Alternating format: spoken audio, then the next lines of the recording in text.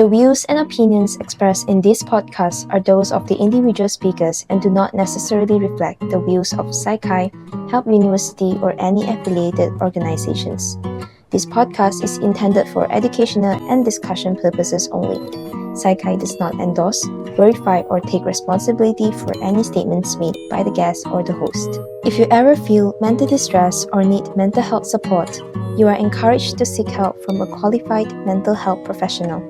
You can find more information and resources in the description box. Just remember that you are not alone.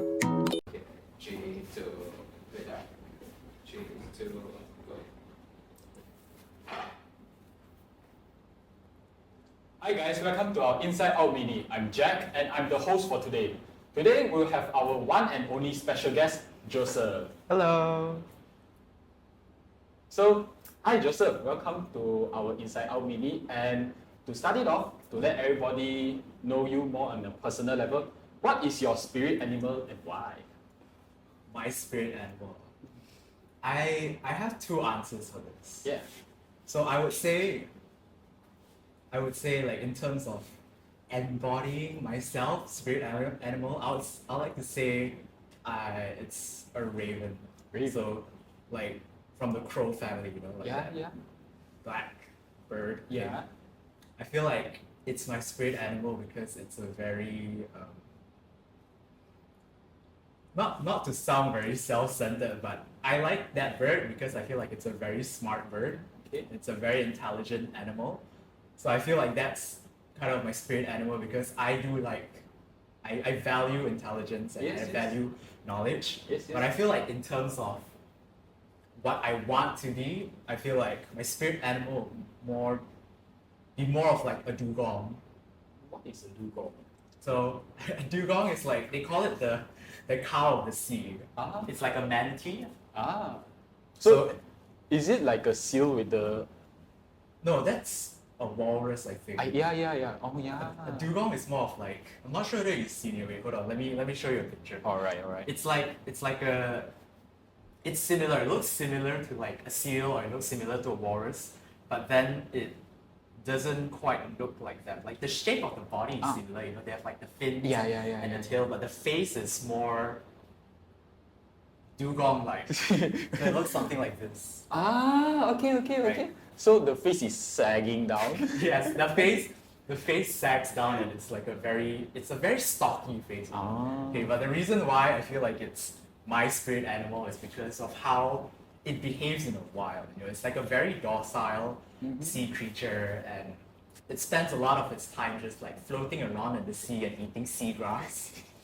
So I feel like that's where I want to be in life. I feel like I just want to float around in the sea as well and just eat Seagrass. and yeah, sure, just eat seagrass, that works. But yeah, just eat, relax around. I feel like that's where I want to be in life. True. And honestly, it's such a good life to live. Just chill, eat, relax, go holiday, right? Early retirement. Yeah, and very good retirement. What Yeah. about you? What is your spirit animal? Wow, my spirit animal. I haven't think about this before, man.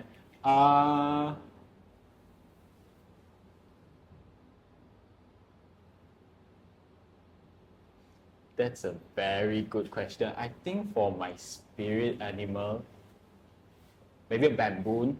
The orang-utan. Orang-utan. Wait, go back to the first one. What do you say? Baboon. What's that? That's a monkey. But I think it is similar to orang-utan, I think. I see. Yeah. But it's just a different type of orang-utan, different type of monkey. But yeah, orang-utan. So I think it's more towards orang-utan because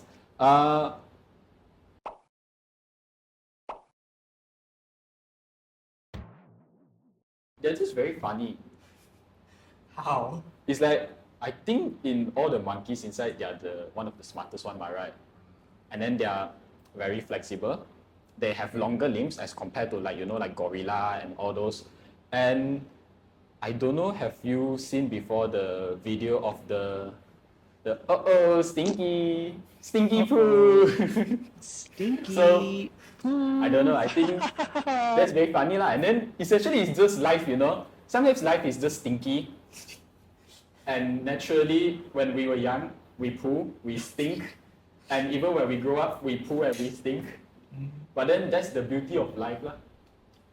I see. The beauty of life is that sometimes we're just thinking of it through. Yeah, but I think that's about life, lah. Sometimes life is stinky, but what we got to do is find the beauty in it. It's a very nice way of putting it. Yeah. So, yeah, I think my spirit animal is like a orangutan, and same thing with you. I like to be smart also because I also, I noticed that knowledge is very important, and I feel that knowledge can help the human race grow. Yeah. Yes. So, shall we get into the topic? Yes, of course. Okay, so for today, we chose the topic regarding AI hyperrealism and ethics. Because nowadays, everybody use AI and stuff, right? But nobody really talk about the impacts of AI and also the ethics side of it. So I would really like to talk about it regarding the ethics. And I don't know if everybody has been catch up with all the AI news and how developed AI is, but basically, it's very realistic right now. And what I would like to do with you today, Joseph, is we will start off with a little game. It's called Real or Fake. So basically, I'll show you a few images, and then you have to choose like which one is real and which one is AI. But most importantly, you just tell me which one you think is real. Okay? I'm gonna do so badly at this. It's okay. So you just use your intuition and you see which one you think is real. Okay? So you can take my tablet. Gosh. These look exactly the same. How am I supposed to tell? Just use intuition. Look at it 5 seconds and say left or right. Am I supposed to like tap or No. You just mention whether it's left Yeah. or right? So- I think the one on the left is fake. Interesting. Okay. Then I think we go to the next one first. So it's like MCQ lah. We do finish already, only get to know the answer. Okay. So I just like Yeah.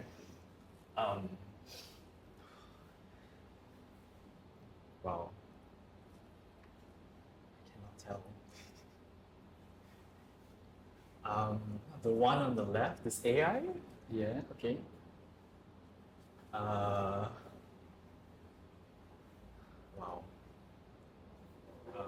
Right is AI. Okay, that is it. That's 3 on it. So interestingly, you actually score 100 out of 1. Oh, really? Yeah, you did very well. So Not it- chance. Not chance. Joseph is very smart. Yeah. So it will be on the screen also. But as you can see, it's very hard to identify, right? And yeah, it's scary about AI right nowadays because like I don't know if you have seen into like I've been exposed to AI content, but sometimes it's just very hard to identify it. Yeah. So a little bit about the research side of it. Interestingly, the results from research actually found that this phenomena of hyper-realistic AI images are indistinguishable from real media.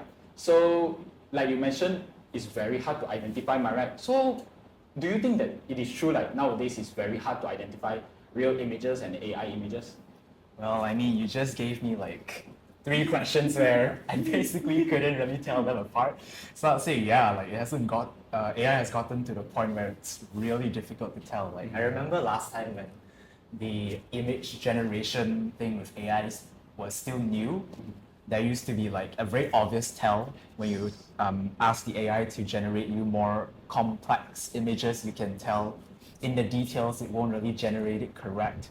There'll be like smudges or like an extra finger, and with AI generated images nowadays it's so like everything is so clean. Like you try to look really closely, it's really difficult to find any like imperfection or flaws. Yeah. So yeah, I think definitely it's gotten to the point where it's really hard or almost impossible to tell. Yes, and that is so true because it's really scary lah, AI. We nowadays like I remember like I don't know if you see the recent video of, let's say, do you know the what is that called? The Will Smith spaghetti test? Will Smith spaghetti test? Yes. So you know actually nowadays what they use as a to measure the benchmark of AI development, they actually generate Will Smith eating spaghetti. Ah, Remember, like, long time ago, 2023, there is a video of Will Smith eating spaghetti and it's like very, very off. uh-huh. Have you seen it before? I feel like I have, but I can't really remember. Ah, okay, let me pull it up for you. But also, why Will Smith in particular? Okay, so the reasoning for why Will Smith, from what I know lah, is basically because long time ago, people created Will Smith eating spaghetti in 2023. So they done that already, and then it's already like archived in the internet already. So they don't have other, they maybe got other things to like compare, but then Will Smith one is already in the archives there. So already in the archives there, right? So nowadays they just use that to compare the new models and stuff like that. Yeah. So yeah, you can take a look. Let me put a full screen. Yeah. Yeah.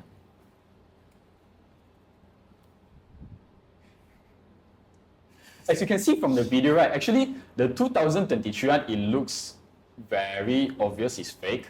But you can see the more newer version one, 2025, and there's also another 2026 one. But Whoa. yeah, it's actually very realistic. You can see a little bit imperfections, but it's still very scary, like how realistic Yeah. it is. Yeah, it's very scary. So have you heard of Kling 3.0? I heard it can create multiple scene cuts like this with a single prompt. And it knows when to cut to whoever is talking.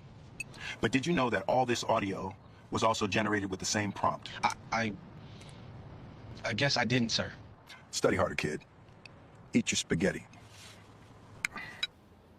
So yeah, AI is crazy, and since you're a tutor, I would like to ask lah, are you able to actually identify AI content, or do you actually rely more based on like Turnitin or programs like that?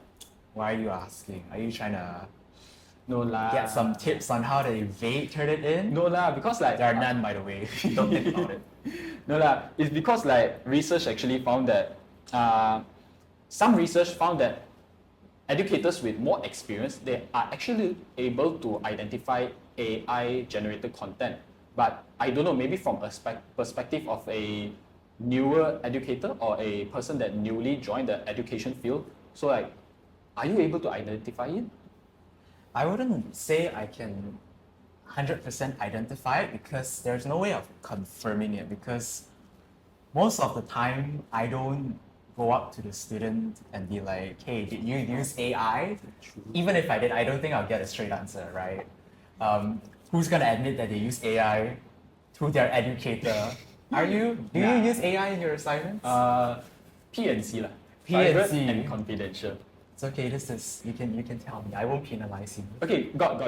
There was one assignment where we study regarding AI, perception towards AI, and people's liking towards AI. So just now the food images, it was actually, we generated it and compared to real images, and we see who liked which one better. And interestingly, people like the AI images better. Oh, people like the AI images. Yeah, yeah. Sorry for sidetracking, but Oh, let me no. continue. No worries. Can I tell? Like I said, I can't really tell 100%, but there are times where I am screening through assignments and I'm reading the assignments, and I look at the assignments that have been flagged for AI.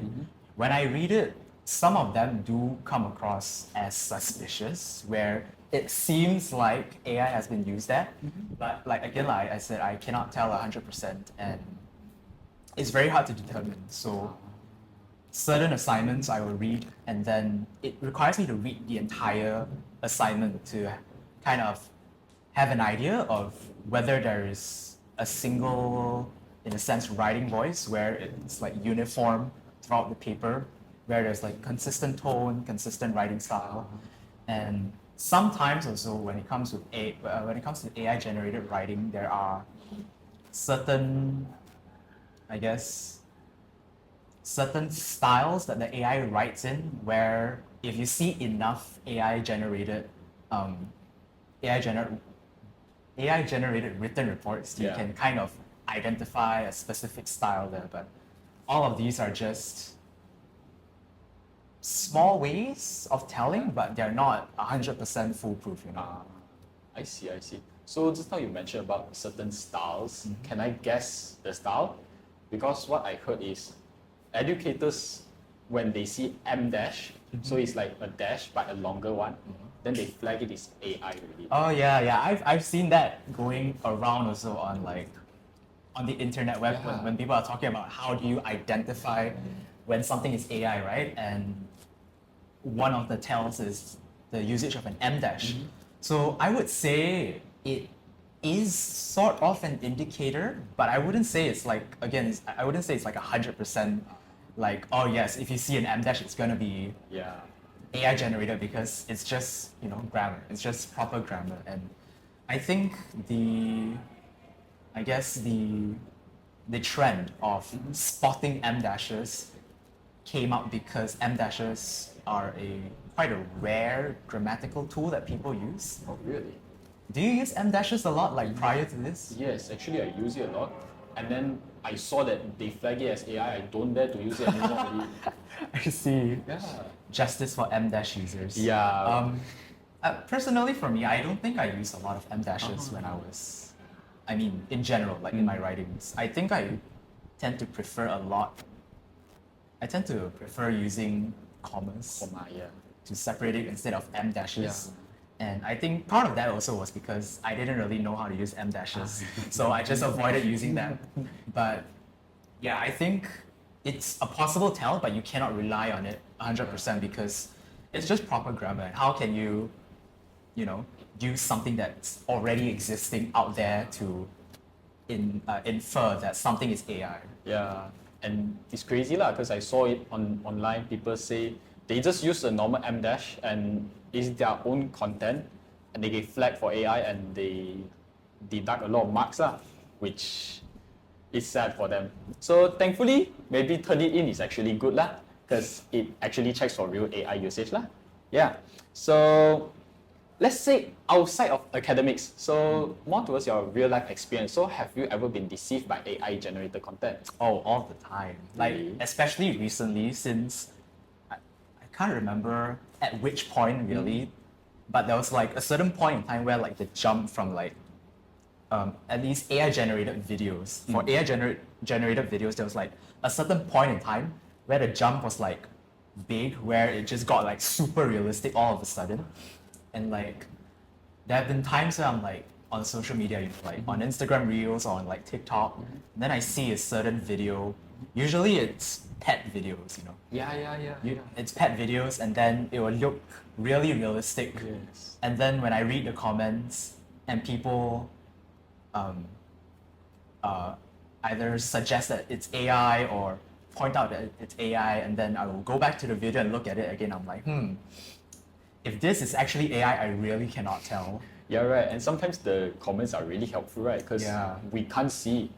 And same lah. I also sometimes see already. I'm like, wow. And then I look at comments, they directly say it's AI. They're like, wow, oh my god, it's actually really AI. Yeah. So, yeah, internet is scary and AI, right? So, do you think there's any tips to like identify AI content? Tips to identify AI content. I'm not sure you should be asking me this, someone who actively is deceived by AI.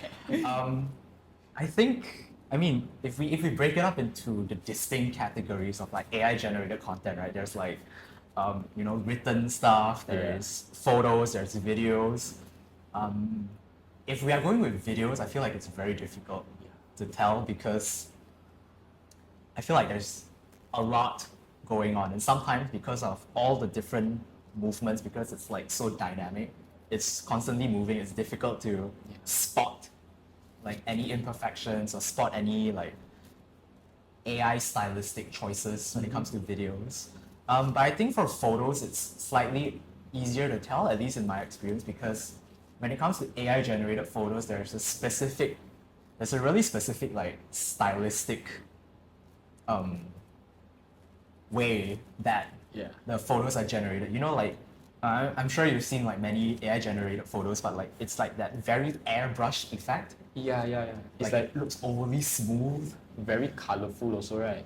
Yeah, like usually that's what I would look for in AI generated photos, and maybe it's just that people who are putting in the prompts don't really like put in that effort to Yeah. ask the AI model to make it look like really realistic. I think I have seen like really realistic AI images, and specifically when what was it? Was it Google's their Yeah.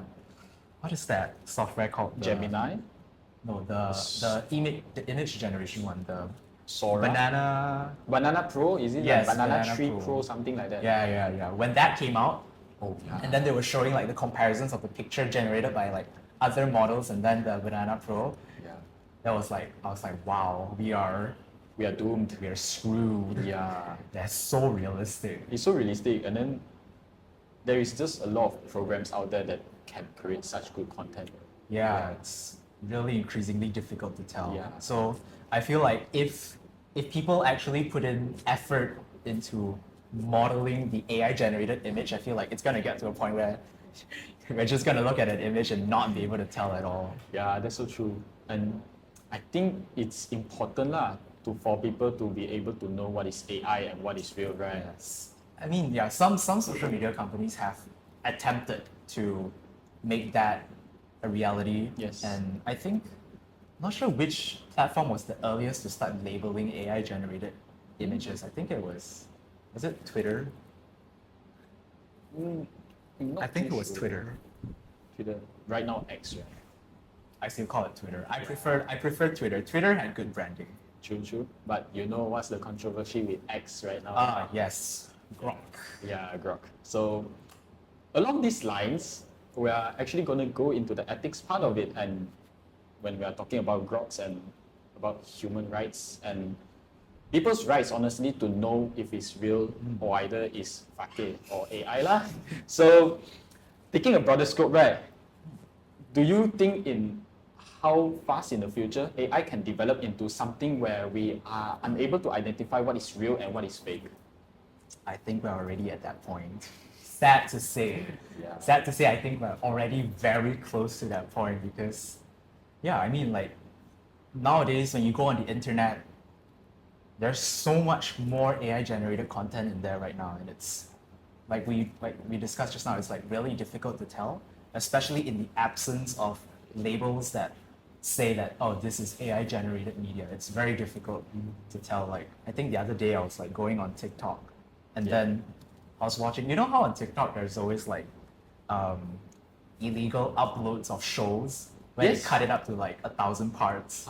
So pirating Yeah, basically pirating, but then like they upload it on TikTok, and because it's like short form media, they break it up into like part 1, part 2, and then there's like 100 parts. There was this one, I was watching this one video, and it was about an anime, and then at the beginning when I was watching it, it looked really realistic. It looked really real, like it looked like a legitimate anime. And then when I opened up the comments, then everyone was just like discussing how it was AI. I was like, wow. I mean, as I watched along also, then you know it got clear that it was AI, but those have begun showing up a lot more also on my feed. Oh gosh. And I'm like, wow, where is all of this coming from? Oh gosh. So essentially, you thought it was a legit anime, but Yes. it's AI generated. No, it was AI generated. In lines with that, do you watch One Punch Man? I haven't yet. It has been on my watch list forever, but I haven't had the time to watch it because it's not high on the priority list. But I have heard the news about the latest season. Yeah, season 5. Yes. It's a tragedy. I'm sorry if you're a One Piece fan. It happens. Yeah.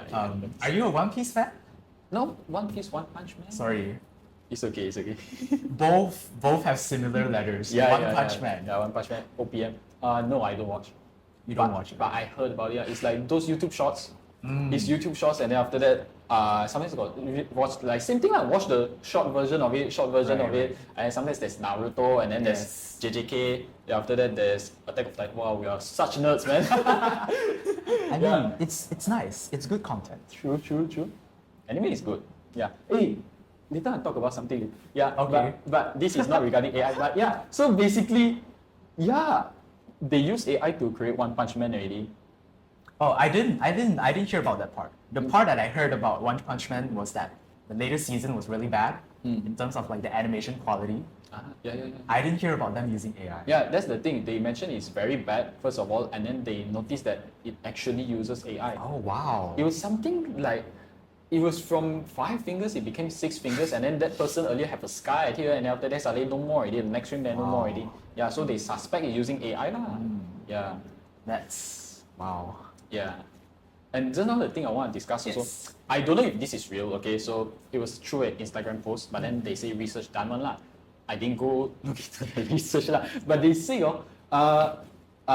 individuals that watch anime, they tend to be more resilient. Yeah, I saw that post also. You saw also? It was being spread on my on my social media. So like I had like so many friends who shared that. I was like, Oh gosh. I'm like, yeah, possible. Possible? Yeah, I mean, I can see where they're coming from. Yeah, right. Like, the whole thing with the impact of fiction and literary literature on people's psychological makeup. Like, Yeah. definitely there is something there. Yes. But to what level of confidence I can say that, oh yeah, watching anime, it does lead to increased resilience.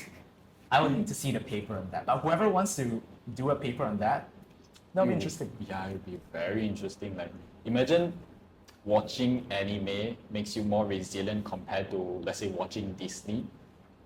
Then we just let more people watch anime lah. Well, I mean, We got good reason to watch anime. why do you need a good reason to watch anime outside of I like it? That's so true. That's so true. But sometimes people criticize, right? It's okay. You can let people criticize you. Okay. Keep doing you. Keep Yeah. doing you. Period. Like, if you like anime, then just watch it. Like, if it makes you happy, then go for it. True. Period. I stand by that. Okay, so coming back to the topic, let's talk about some ethics side. Yes. So just now we mentioned about grok, right? Yes. And it's actually something really scary. Yes. And it's good that actually nowadays people talk about it, because I don't know if people know, but actually it's been around for a long time. Grok? Not grok lah, but then the deepfakes. Deepfake, and yeah. also making non-consensual sexual images lah. So yeah, actually it's very good that nowadays people are more aware about it, because I think it has been around since the earliest I know lah, from the research that I've done. It's been blooming a lot, especially during 2016, 2017. It bloomed a lot, and then it grew a lot more.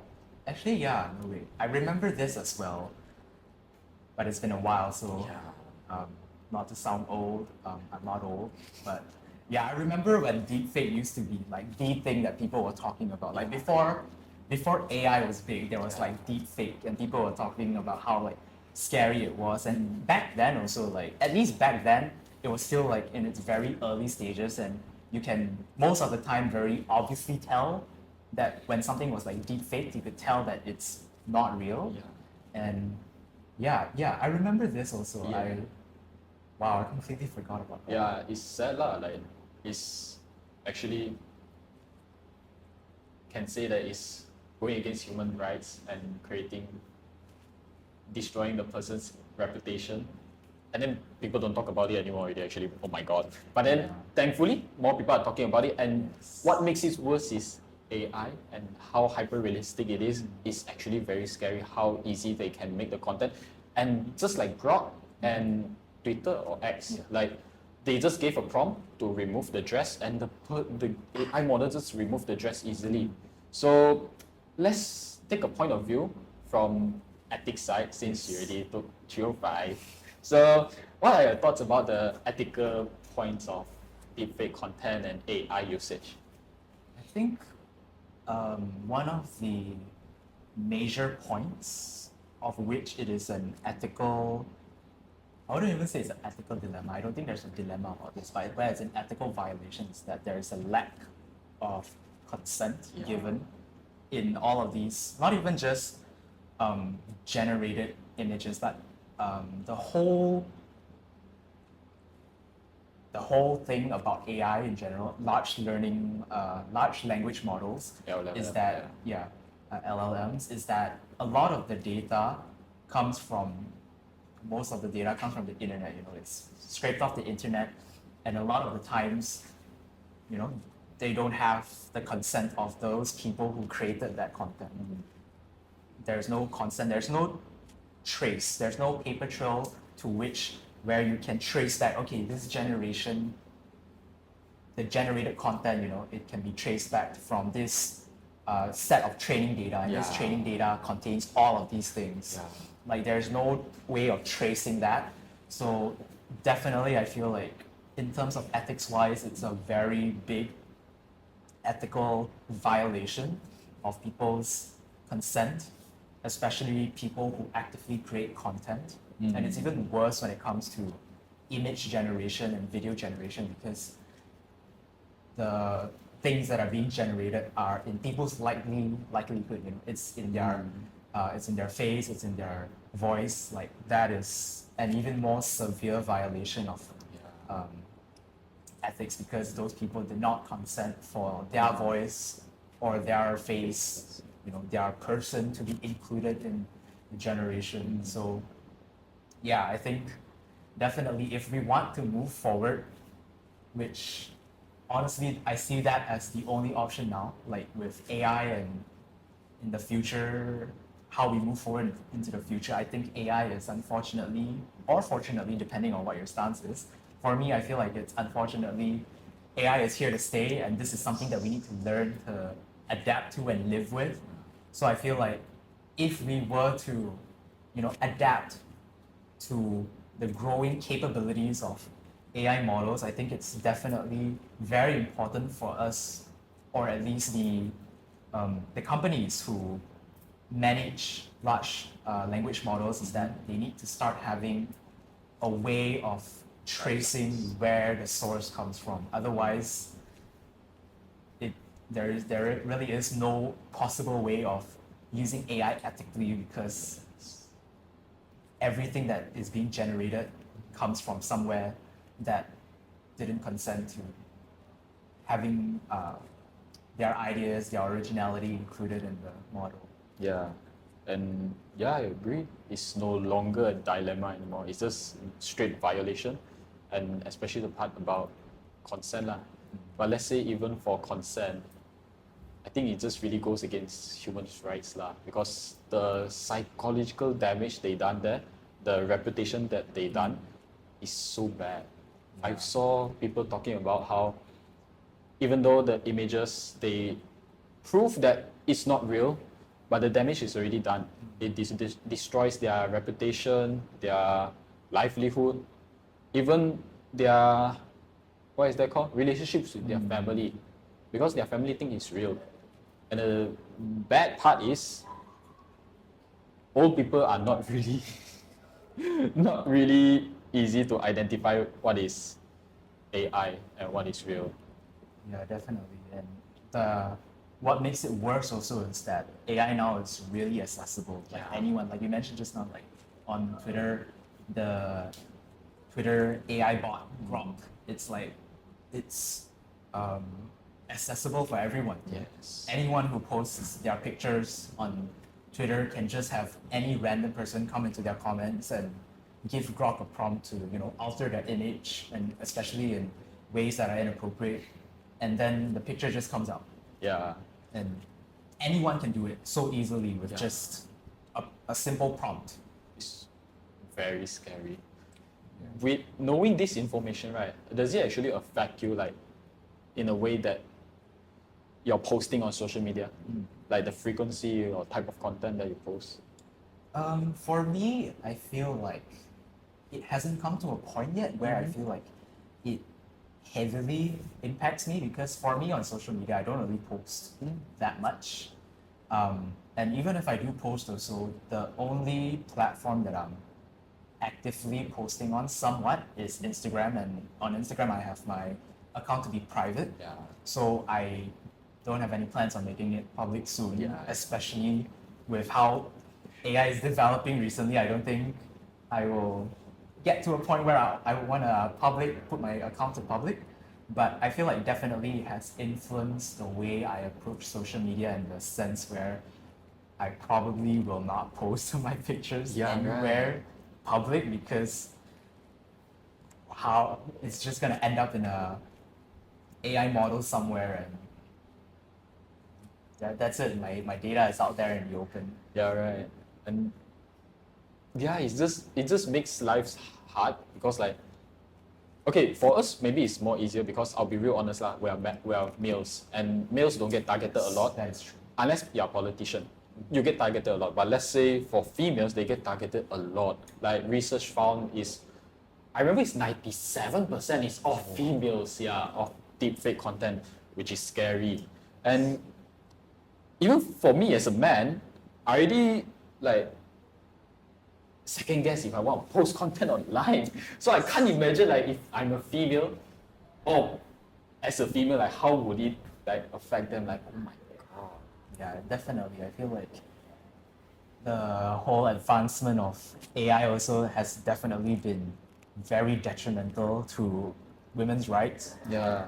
Especially with like what you mentioned, like what we were talking about just now, also Grok, like the number of cases where women experience sexual harassment online definitely is gonna keep going up, and that's a very sad and also I feel like it's a very preventable thing. Like one, the easiest thing would just be to have AI companies regulate usage of their AI models a little bit better and restrict the generation or restrict how you can generate images using other people's pictures. And I feel like in terms of policy wise also from our government, I feel like there needs to be stronger regulations on social media or stronger regulations on how AI companies can operate within our country to better protect and safeguard women's images. Because like you said, like before this also, it has always been a struggle for women to just exist. Like they face so much discrimination and also harassment from other people, and that's without, like, even if we take away the internet from this, like even without the internet, like women were getting harassed. And then you introduce the internet into this, that's even more. It makes it even easier for women to be harassed. And now with AI, that's like, it just keeps escalating, you know? So yeah, I think definitely there needs to be proper steps taken, especially with Grok, to make sure that these kinds of things don't happen. Yeah, but maybe a little good news is what I saw lah, from my latest knowledge as of yesterday.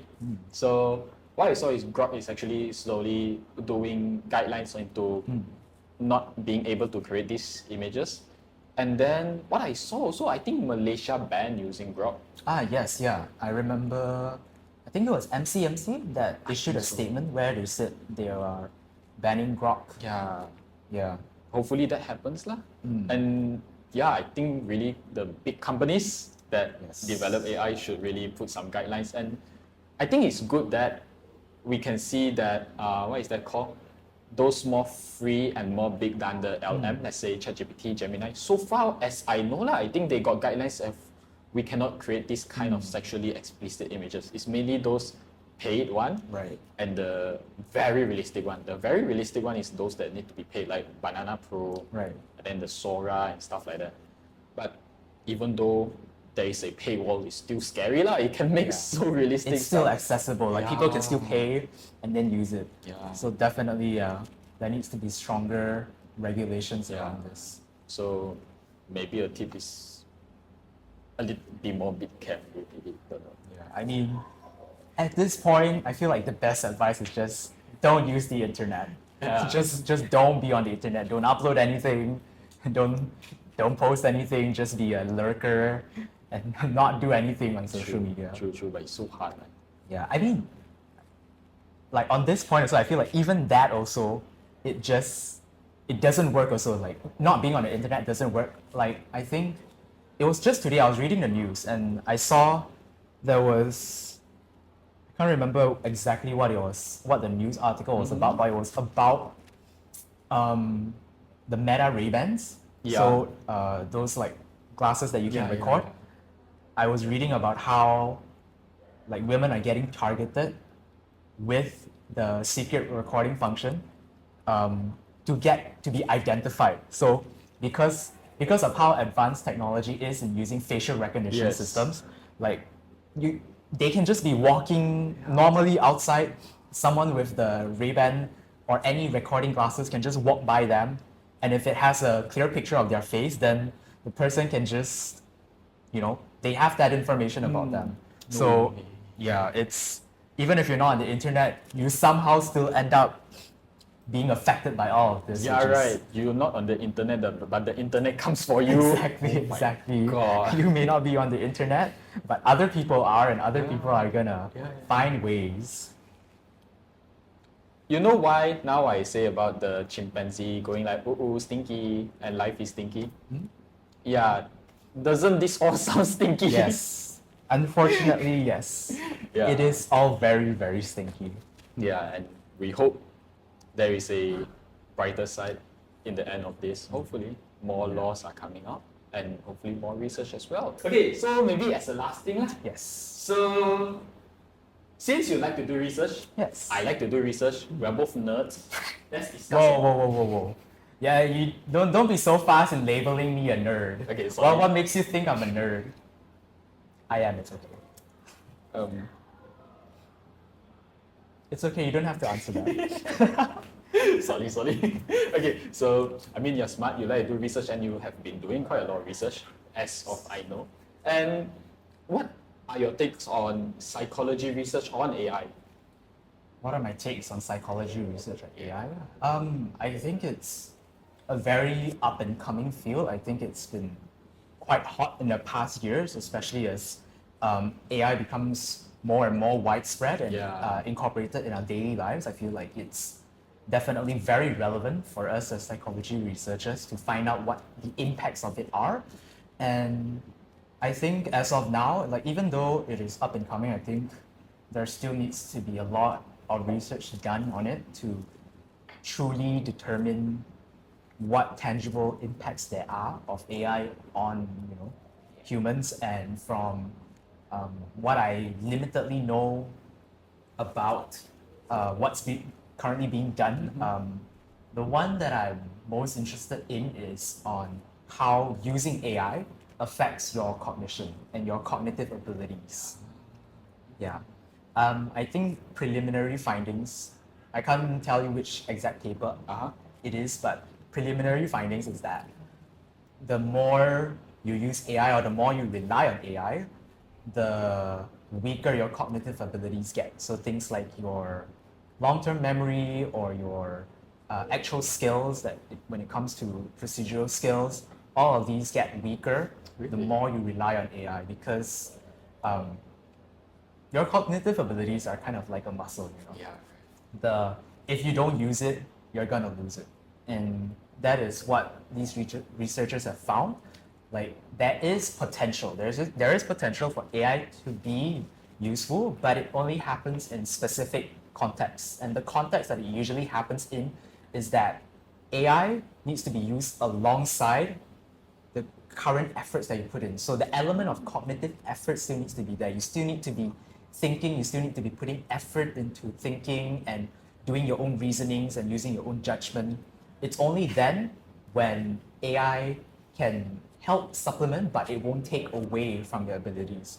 So the manner in which you use AI is very important, and at least for now, that's what research seems to indicate in terms of AI use. Oh wow, that's very interesting. Because wow, so essentially it's like AI, because you don't use your brain and you use AI to do critical thinking. So it becomes your brain lah. Then you don't need use already. Then Yeah. it takes over lah. Exactly. So things like your long-term memory. So I think I was just reading a paper today about how students, undergrads, the more that they use AI, the poorer their long-term memory recall was. Oh, wow. So they might be able to recall it in the short term. They might be able to do better on certain tests or certain quizzes in the short term, but in the long term, when it comes to final examinations, it's more difficult for them to remember, because essentially using AI is what you call cognitive offloading. So you're offloading or outsourcing, but basically you are outsourcing or you're using something else to do the work for you, and you don't put in that work yourself. So you never really properly encode that information into your memory. Wow. If you find back that paper, please send to me. Yes, I would of like course. to take a read at it. Wow. I thought it's different way. I thought it's like opposite. You know, like some people usually say we use GPS. I thought like we use GPS, then we don't have that good spatial memory, but then we use it to compensate, and then after that, like we learn other more skills. Like let's say, like there's a saying like how we use AI to help do mundane tasks, but then we can do more critical thinking already. But research actually found it's not like that lah. So it actually decreases our cognitive function. Yeah, so it's the context of it, the context of what you use the AI for, that's really important. So I think in general, the key takeaway from it is that when it comes to certain tasks, or when it comes to certain procedures in which it is beneficial, beneficial in terms of building up a certain skill, like for example, your long-term memory. When it comes to studying, let's say we're just talking about studying methods in general, like all of these contribute to your long-term memory encoding, you know? The more you study, the easier it is for things to be committed to memory and then for you to recall it subsequently. Yes, yes. So if you use AI to do this for you, you don't properly do the reading and things like that, then eventually it'll be more difficult for you to exercise that kind of recall with your long-term memory. So yeah, sure, AI can be used to do mundane tasks, but you need to be sure that the mundane task that you're asking that AI to do is not consequential in a way where it's important for your own cognitive development or maintaining your cognitive abilities. Oh, wow. So, wow, just wow. So, we should be aware and mindful lah of how we Yes. use our AI. Definitely. Okay, so maybe let's wrap it up. Yeah. And maybe some quick tips for the whole podcast. So, essentially, the tip one is don't use the internet. Don't post your stuff on the internet. Tip two is use AI in a way that it can help with your cognitive function, and don't let it replace your brain. And later, maybe a short advertisement, since you do a lot of research also. So if you are students from Help University, you may also take a look into your IPSY and join Joseph's research. There are many other experiments and research opportunities on there. A lot of your seniors, the third year TC students, would love to have you on as their participants. So go check their studies out, because it's more consequential to their graduation and not mine. So yeah, do help them out if you have the time. Help everybody lah. Yes. So you help everybody help you lah. Okay. So I think let's keep it to like that for today. Yeah, of course. Okay, so take a look. And then, yeah, so that is all from us, or that is all from Joseph, and that is all from me. And this is the end for our Inside Out mini. Bye-bye. Bye. Okay. And cut. Good job. Good job.